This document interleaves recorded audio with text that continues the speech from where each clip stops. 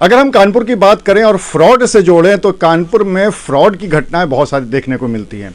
अभी ज़्यादा समय नहीं बीता जाए, जब कुछ महीने पहले एक व्यक्ति जज बन के उसने कई सारी लड़कियों को अपने जाल में फंसाया, और अब एक नया मामला आया है जहां पर आईएएस बन के एक व्यक्ति ने लड़की को फंसाया। उसे फंसाया ही नहीं बल्कि लाखों रुपए भी ऐंठ लिए, यहां तक कि डीएम कानपुर का नियुक्ति पत्र भी दे दिया।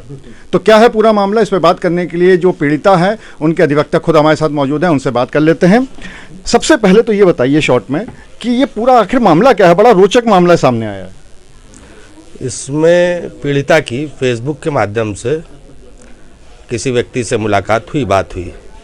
उसने इस तरीके से विश्वास में लिया उसको कि नहीं, हम चूँकि ब्राह्मण थे दोनों, तो उनको लगा कि नहीं, हम शादी संदर्भ में भी आगे बढ़ सकते हैं। और उसमें फेथ में लेते हुए उसने खुद को, अपने आप को बैंक ऑफ इंडिया का कर्मचारी बताया, फील्ड ऑफिसर बताया। तत्पश्चात कुछ दिनों बाद उसने ऐसा विश्वास में लेते हुए एक व्हाट्सएप पे उनके मेल भेजी कि मेरा एसडीएम में सिलेक्शन हो गया है, और सिलेक्शन के बाद से साक्षात्कार है, साक्षात्कार के बाद से हमें ज्वाइनिंग मिल जाएगी। तो ज्वाइनिंग उसने किसी शहर में दिखाई, वो तो मुझे याद नहीं है।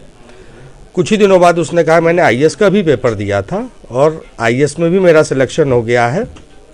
उसके प्रपत्र भी उसको व्हाट्सएप पे दिखाए।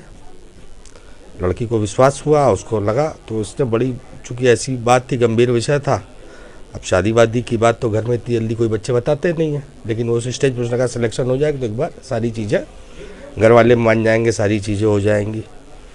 बच्ची की माँ नहीं है, उसने इस तरीके से फेथ में लिया कि उसने घर में रखे हुए अपनी माँ के, अपनी दादी के और भाभी के सारे जेवर उठा के उसको इसलिए वो कर दिए। उसने कुछ इस तरीके से फेथ में लिया कि हमारी फला जगह, और सचिवालय की, उत्तर प्रदेश सरकार की मेले दिखाई कि डीएम कानपुर नगर में आपकी नियुक्ति हो गई है।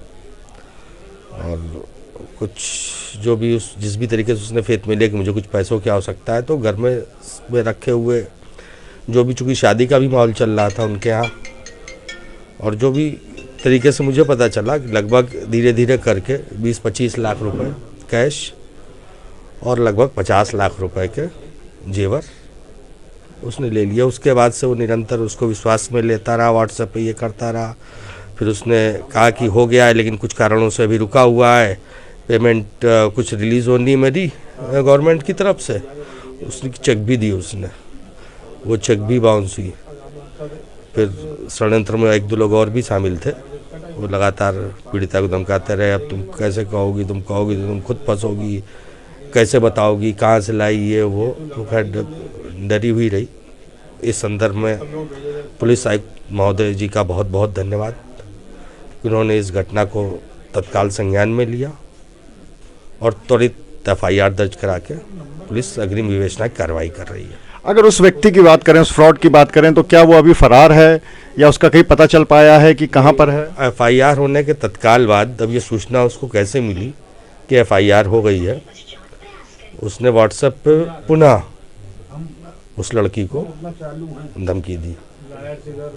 ऐसा है कि जो तुम कर रही हो एफआईआर, और ऐसा नहीं, हमने भी पहले सोच रखा है और डीएम कानपुर नगर को मैं ये लिख के दिया है, वो लिख के दिया, पता नहीं क्या भी उल्टी सीधी जो भी उसने जिस भी तरीके से। तो लड़की, उसका परिवार काफ़ी प्रेशराइज है, चिंतित है।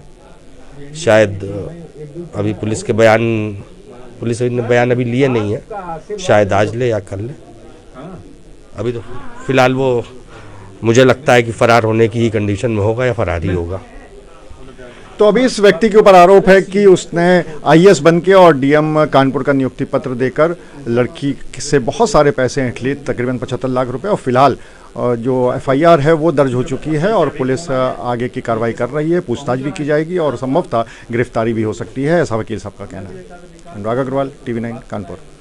फिनिस्टा windows, beautiful and durable designs, installation से मेंटेनेंस की लाइफ लॉन्ग कस्टमर सर्विस।